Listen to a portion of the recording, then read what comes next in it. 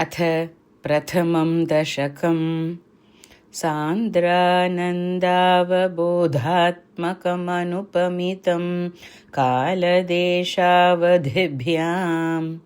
सान्द्रानन्दावबोधात्मकमनुपमितं कालदेशावधिभ्यां